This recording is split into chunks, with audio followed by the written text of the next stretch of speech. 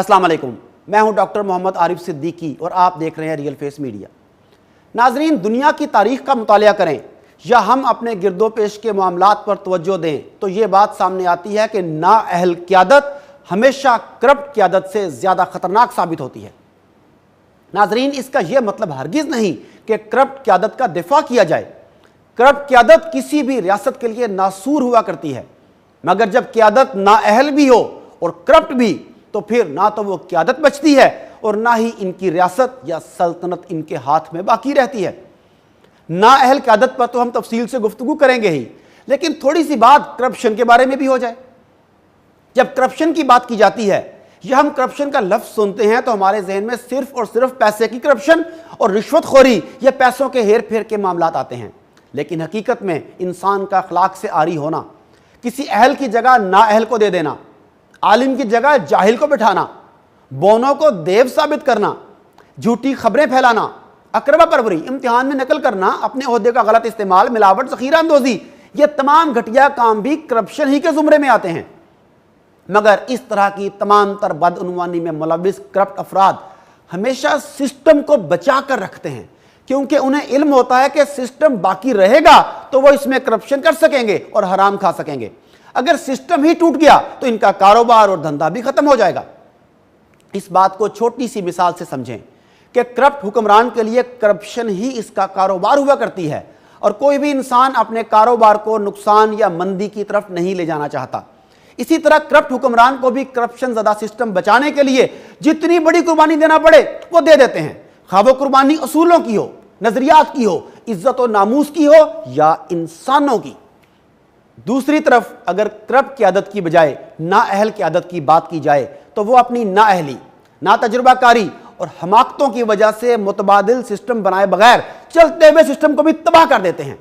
नाअहल क़यादत जितनी ही ईमानदार क्यों ना हो, इसके नीचे और मातहत काम करने वाले इदारे और लोग इसकी नाअहली की वजह से हर किस्म की करप्शन के लिए दलेर हो जाते हैं और ये नाअहल हुक्मरान इन मातहतों और वज़ीरों मुशीरों के हाथों ब्लैकमेल होते रहते हैं। नाज़रीन, क़यादत किसी छोटे ग्रोह की भी हो सकती है या फिर एक बड़ी जमात की भी। क़यादत अदना दर्जे की भी हो सकती है और आला दर्जे की भी। कायद को जब कोई क़यादत सौंपी जाए तो ज़रूरी है कि वो इसमें मुहारत रखता हो या कम अज़ कम इसकी मबादियात और असासियात का इसे इल्म ज़रूर हो। बसूरत दीगर वो अपने ओहदे से इंसाफ नहीं कर सकेगा। इसी तरह मुल्की कायद का ज़िंदगी के दीगर शोबाजात जैसे इल्म दानिश, मुआशियात, मालियात, सियासियात, कानून, सकाफत, तालीम व तरबियत, तिब्बो सेहत, फलाह बहबूद और दिफा वगैरह से आगाही रखना भी ज़रूरी है, वरना वो क़यादत की जिम्मेदारियों को आसान तरीके से अंजाम नहीं दे पाएगा। मेरे मोहतरम नाजरीन, अगर मुसलमानों की तारीख पर गौर किया जाए तो आधी से ज़ायद दुनिया पर हुक्मरानी करने वाले मुसलमानों को जब भी शिकस्त हुई तो बेशतर वजह नाअहल क़यादत बनी। तारीख इस बात पर भी शाहिद है कि ज़्यादातर मुसलमान हुक्मरानों के खिलाफ मुसलमान ही मुकाबले पर आए। अगर कुफ़ार ने मुसलमानों को इस्तेमाल करते हुए मुसलमान को मुसलमान के खिलाफ मैदान में खड़ा कर दिया तो इसकी वजह भी इन हुक्मरानों की नाअहली और बसीरत का फुकदान है कि वो कुफ़ार की चालों को समझ ना सके। बात को समझने के लिए खिलाफत उस्मानिया की तारीख को जहन में लाएं। खिलाफत उस्मानिया जिसके अरूज व ज़वाल को पूरी दुनिया जानती है, 50 के करीब सल्तनतें एक खलीफा के ज़ेरे असर कई साल तक काम करती रहीं और फिर इस खिलाफत का ज़वाल भी चंद मुस्लिम हुक्मरानों की नाअहली की वजह से ही पेश आया। इसी तरह बर्र-ए-सग़ीर पाक व हिंद पर तकरीबन 1000 साल तक मुसलमानों ने हुकूमत की। इस खित्ता अर्ज़ी ने बहुत से अरूज व ज़वाल देखे। मोहम्मद बिन कासिम रहमतुल्लाह अलैह जब अपने लश्कर के साथ आए तो इस्लामी सल्तनत की बुनियाद रख दी गई। बाद में यही सल्तनत गज़नवी सल्तनत के नाम से मशहूर हुई, जिसमें सुल्तान महमूद गज़नवी जैसे अजीम और बहादुर हुक्मरान का नाम भी आता है। इस सल्तनत का आखिरी बादशाह सिराजुद्दौला खसरो मलिक था, जिसकी नाअहली की वजह से ये अजीम सल्तनत हाथ से निकल गई। इसके बाद ममलूक सल्तनत का दौर आता है। ममलूक सल्तनत की सरहदें हिंदुस्तान से लेकर मिस्र तक फैली हुई थी। इसी सल्तनत का आखिरी फरमारवा शमसुद्दीन सिर्फ 4 माह के लिए हुक्मरान रहा। फिर इस सल्तनत को भी एक नाअहल हाकिम के स्याह कारनामों की वजह से शिकस्त का सामना करना पड़ा। खिलजी सल्तनत भी बर्र-ए-सग़ीर में एक बहुत बड़ी अहमियत रखती थी। इस सल्तनत का आखिरी बादशाह मुबारक शाह खिलजी था, जिसने अपनी सल्तनत को सही तरीके और सही बुनियादों पर चलाने की बजाय शराब व शबाब, अय्याशी व फहाशी को फ़रोग़ देना शुरू कर दिया। यहाँ तक कि उसने एक हिंदू लड़के से शादी रचा ली اور دربار میں سب سے زیادہ اہمیت بھی اسی ہندو کی تھی جس کا نام اس نے خسرو خان رکھا ہوا تھا۔ مبارک شاہ خلجی کی حکومت بھی اسی کی نااہلی، عیاشیوں اور بد کرداریوں کی وجہ سے خسرو خان کے ہاتھوں ہی ختم ہو گئی۔ پھر لودھی خاندان کی سلطنت بھی بڑی سلطنت تھی، لیکن اس کے آخری بادشاہ ابراہیم لودھی نے امور سلطنت انصاف سے چلانے کی بجائے لوگوں کو بزور طاقت دبانا شروع کر دیا، لوگوں کا قتل عام شروع کیا، اپنے رشتہ داروں کو انتقامی کارروائیوں کا نشانہ بنایا، یہاں تک کہ اپنی نااہلی کی وجہ سے کافروں کے ساتھ ساز باز کرنے پر مجبور ہوا اور بالآخر یہ بھی اپنی سلطنت سے ہاتھ دھو بیٹھا۔ مغلیہ سلطنت کو برصغیر پاک و ہند میں سب سے زیادہ دیر تک قائم رہنے والی سلطنت کا اعزاز حاصل ہے، جو کہ تقریباً 300 سال تک قائم رہی۔ اس سلطنت نے بھی کئی عروج و زوال دیکھے، ان میں بھی کئی نااہل حکمران گزرے، جن میں سے 2 بڑے نام ہیں۔ ایک محمد شاہ رنگیلا، جس کو امور سلطنت سے تو کوئی دلچسپی نہ تھی اور نہ ہی اسے امور سلطنت چلانا آتے تھے، اسے وراثتی طور پر حکومت مل گئی جسے اس نے رقص و موسیقی، شراب و شباب اور زنانہ لباس پہننے میں ضائع کر دیا۔ اس کی انہی حرکات کی وجہ سے مغلیہ سلطنت ایک بار پھر ان کے ہاتھ سے نکل گئی۔ پھر مغلوں نے جہاد کے ذریعے اس سلطنت کو واپس لے لیا۔ اسی مغل سلطنت کا آخری بادشاہ بہادر شاہ ظفر تھا، جس نے بظاہر تو 20 سال تک بر صغیر پر حکمرانی کی، لیکن اس کی حکمرانی صرف اس کے محل تک محدود تھی۔ اس نے اپنے آباء و اجداد کی تاریخ کو بھلا کر، جہاد جیسے عظیم فریضے سے منہ موڑ کر صرف اپنی برائے نام حکمرانی بچانے پر توجہ دی۔ لیکن اس کی نااہلی کی وجہ سے نہ صرف مغلیہ سلطنت کا خاتمہ ہوا بلکہ اسے قید کر کے رنگون بھیج دیا گیا۔ وہ سلطنت جس کی سرحدیں کئی ممالک تک پھیلی ہوئی تھیں، اس کے آخری بادشاہ کو اس کی نااہلی کی وجہ سے یہاں پر دفن ہونا بھی نصیب نہ ہوا، اور پھر اسے خود ہی کہنا پڑا، کتنا بد نصیب ہے ظفر دفن کے لیے، 2 گز زمین نہ ملی کوئے یار میں۔ ناظرین، مسلمانوں کی اس تاریخ کو سامنے رکھتے ہوئے اگر ہم پاکستان کے حکمرانوں کی تاریخ سے موازنہ کریں تو یہاں پر بھی نااہل حکمرانوں کی وجہ سے ملک کبھی ٹوٹتا ہوا اور کبھی لٹتا ہوا نظر آتا ہے۔ یہ ہمارے حکمرانوں کی نااہلی ہی تھی جس کی وجہ سے ہمیں اپنے آدھے کے قریب ملک سے ہاتھ دھونا پڑا۔ یہ پاکستان کے حکمرانوں کی نااہلی ہی تھی جو امریکہ کی جنگ کھینچ کر اپنے ملک میں لے آئے، جس کی وجہ سے نہ صرف 80,000 کے قریب ہماری شہادتیں ہوئیں، اربوں ڈالر کا نقصان ہوا، بلکہ 2500 کلومیٹر کی ایک محفوظ سرحد بھی ہمارے لیے غیر محفوظ بن گئی۔ ہمارے نااہل حکمرانوں کی تاریخ سکندر مرزا سے شروع ہوتی ہے اور اس نااہلی کا سلسلہ ختم ہونے کا نام نہیں لیتا۔ سکندر مرزا نے نہ صرف سفارش کر کے جونیئر افسر ایوب خان کو آرمی چیف لگوایا بلکہ مارشاء اللہ سے صرف 3 مہینے پہلے اس کی مدت ملازمت میں توسیع بھی کر دی۔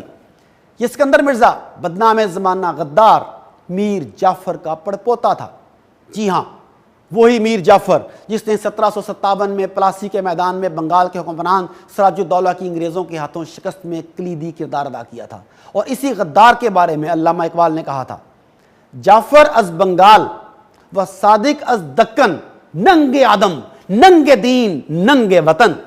آگے چلیں تو جنرل یحییٰ کی شراب و شباب کی محفلوں سے کون آگاہ نہیں۔ اقلیم اختر جسے بعد میں جنرل رانی کا لقب دیا گیا، اس سے جنرل یحییٰ کا معاشقہ تاریخ کا حصہ ہے۔ سردار چودھری کے بقول 1965 کی جنگ میں یحییٰ خان جب چھم جوڑیاں سیکٹر کا انچارج تھا، اس وقت بھی وہ محاذ آرائی سے وقت نکال کر فوجی ہیلی کاپٹر میں رانی کے گھر آیا کرتا تھا۔ شراب و شباب کی لت اور سب سے بڑھ کر اقتدار کی ہوس نے یحییٰ خان کو مکمل طور پر مفلوج کر کے رکھ دیا۔ اسے پاکستان کی بدقسمتی ہی کہا جا سکتا ہے کہ اپنی تاریخ کے نازک ترین دور میں اس کی باغ دوڑ ایک ایسے شخص کے ہاتھ میں تھی جو ہوش و حواس سے بیگانہ ہو چکا تھا۔ راؤ رشید نے اپنی کتاب جو میں نے دیکھا، اس میں لکھا ہے کہ جب مشرقی پاکستان میں خانہ جنگی عروج پر تھی، اس وقت جنرل یحییٰ CIA کی ایجنٹ کے ساتھ محفلیں جمانے میں مصروف تھا۔ ناظرین، یہ اس وقت کا حال ہے جب ایسٹ پاکستان میں ہمارے بے شمار فوجی شہید کیے جا رہے تھے اور ایسٹ پاکستان کے آخری دن تھے۔ اگر ایوب خان کی بات کریں تو ایوب دور کے بارے میں عام خیال سننے کو ملتا ہے کہ ان کے دور میں اقتصادی ترقی، خوشحالی ہوئی، دنیا میں پاکستان کی ساکھ میں اضافہ ہوا۔ مگر ناظرین، اس دور کے اقتصادی حقائق اگر بھیانک نہ بھی ہوں تو بہتر ہرگز نہیں۔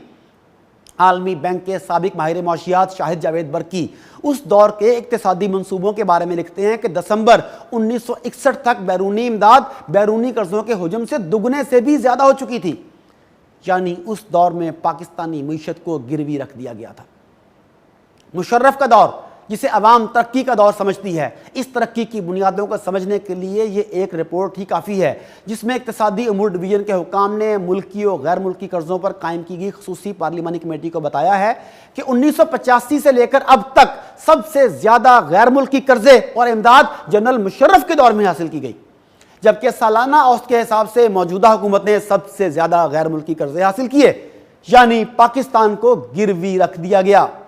ناظرین، آپ کو یہ بھی یاد ہوگا کہ اپنے ہی لوگوں کو مکے دکھانے والا بہادر جرنیل جب ایک امریکی کال پر ڈھیر ہو گیا تھا، بنیاد یہ بنائی گئی کہ امریکی فوج سے تعاون نہ کیا گیا تو امریکہ ہمارا تورا بورا بنا دے گا، اور اب یہ اظہر من الشمس ہے کہ امریکہ سے براہ راست جنگ یا انکار سے ہمارا اتنا نقصان نہ ہوتا جتنا اس کا ساتھ دے کر ہم نے جانی اور اقتصادی طور پر بھگتا۔ بلوچستان میں جلتی چنگاریوں کا ہوا بھی مشرف دور میں ملی۔ یہ بھی نااہلی ہی تھی کہ امریکی ڈپٹی سیکرٹری لیول کے افیسر کولن پاول سے تعلقات کو مشرف وجہ افتخار سمجھتا تھا۔ مشرف کے بارے میں میری رائے جاننے کی بجائے انہی کے ادارے کے ایک معتبر نام جنرل حمید گل کی رائے جان لیں تو آپ کو علم ہو جائے گا کہ مشرف کون تھا اور کس کے لیے کس ایجنڈے پر کام کرتا تھا۔ اسی طرح ماضی قریب کے حکمرانوں پر نظر ڈالی جائے تو ایک حکومت کی قیادت مسٹر 10% کے نام سے مشہور ہوئی۔ اس دور میں کرپشن سب سے زیادہ عام ہوئی، تقریباً ہر ادارہ کرپشن کی نظر ہو گیا، یہاں تک کہ اتحادی جماعتیں بھی جب ان کے خلاف بولنے یا آواز اٹھانے لگتی تو انہیں بھی ان کا حصہ دے کر خاموش کروا دیا جاتا۔ جب ان کی حکومت شروع ہوئی تو اس وقت 40 کے قریب وزراء تھے، اور جب ان کی حکومت کی مدت پوری ہوئی تو اس وقت 90 سے زائد وزراء کی فوج ظفر موج تھی۔ اس کی وجہ بھی صرف یہ تھی کہ وہ کرپٹ حکومت اپنی کرپشن کو تحفظ دینا چاہتی تھی۔ اس کے بعد ایک کرپٹ تاجر کی حکومت آئی جس نے اپنی کرپشن اور سسٹم بچانے کے لیے ایک طرف تو اپنی اتحادی جماعتوں کو خوش کرنے اور انہیں نوازنے کے لیے کرپشن کا بازار گرم کیا، تو دوسری جانب تاجروں کے لیے بھی کرپشن کے دروازے کھول دیے، یہاں تک کہ دشمن ممالک کے ساتھ ذاتی طور پر تجارتی معاہدے کرنے سے بھی باز نہ آیا۔ مختلف اداروں کے لوگوں کو خریدا گیا، میڈیا اور صحافی حضرات کی قیمت لگا کر ان کو بھی ہم نوا بنایا گیا۔ اس اقدام سے ملک کی جڑیں کھوکھلی ہوتی رہیں، لیکن ان لوگوں کا سسٹم آگے بڑھتا رہا۔ پھر یوں ہوا کہ کرپشن کے خلاف جہاد کا نعرہ لگانے والی قیادت اقتدار میں آ گئی، مگر اس حکومت کی اہلیت پر بہت سے سوال آغاز سے ہی پیدا ہو گئے۔ سب سے پہلے تو ملکی سیاست میں بد زبانی اور گالی گلوچ کو فروغ ملا۔ معیشت اور استحکام کی بات کریں تو ملک ایک طرف دیوالیہ ہوتا نظر آ رہا ہے اور دوسری طرف اس ملک کی بقا پر سوالیہ نشان اٹھنے لگے ہیں۔ حکومتی وزراء اور مشیروں کی نااہلی کا یہ عالم ہے کہ ملک فرقہ واریت کا شکار ہوا جا رہا ہے، اسلام کی اساس پر حملے ہو رہے ہیں، غریب فاقوں پر ہے، مگر حکمرانوں کو صورتحال کا ادراک ہی نہیں۔ اس حکومت کا نعرہ تھا کہ ہم کرپشن سے پاک ملک بنائیں گے، لوگوں کو آسان روزگار فراہم کریں گے، پچھلے ملکی قرضے کو کم کر کے آئندہ قرضہ نہیں لیں گے، مہنگائی کی شرح کو کم سے کم سطح پر لائیں گے۔ مگر کیا کہیں کہ زمینی حقائق سارے اس کے برعکس ہو گئے ہیں۔ آج اسی قیادت کے ماتحت کرپشن میں بے پناہ اضافہ ہو چکا ہے، اور کرپشن کرنے والے حکومتی صفوں میں صاف نظر آتے ہیں، مگر کوئی ان پر ہاتھ ڈالنے والا نہیں۔ ٹرانسپیرنسی انٹرنیشنل کی رپورٹ کے مطابق اس حکومت کے دور میں بھی پاکستان میں کرپشن میں مزید اضافہ ہوا ہے۔ کسی بھی ادارے میں چلے جائیں، رشوت کے بغیر کام ہوتا نظر نہیں آتا۔ ملکی قرضے 29,879 ملین سے 42,800 بلین ڈالر تک جا پہنچے۔ بجلی اور گیس کی قیمتیں روز بڑھتی ہیں، مہنگائی کی شرح پچھلے 10 سالوں کے نسبت بلند ترین سطح پر ہے، بے روزگاری میں بھی 50% اضافہ دیکھنے میں آ رہا ہے۔ کیا کیا بتاؤں، کیا کیا سنیں گے۔ ان نااہل حکمرانوں کی وجہ سے ایک زرعی ملک ہونے کے باوجود ملک میں گندم اور آٹے کی قلت پیدا ہو چکی ہے، 2 وقت کی روٹی بھی غریب کی پہنچ سے دور ہوتی جا رہی ہے۔ چینی مافیا اپنا کام دکھا چکا ہے، 2 سال پہلے 55 روپے ملنے والی چینی آج 110 روپے میں بھی نہیں مل رہی۔ ہماری کرنسی دن بہ دن ڈی ویلیو ہوتی جا رہی ہے۔ امور خارجہ میں بھی آج ہم تنہا نظر آ رہے ہیں۔ مسئلہ کشمیر پر بھی مسلم ممالک نے ہمارا ساتھ نہیں دیا۔ اپنے دوست ممالک کے ساتھ بھی تعلقات میں سرد مہری دیکھنے میں آ رہی ہے۔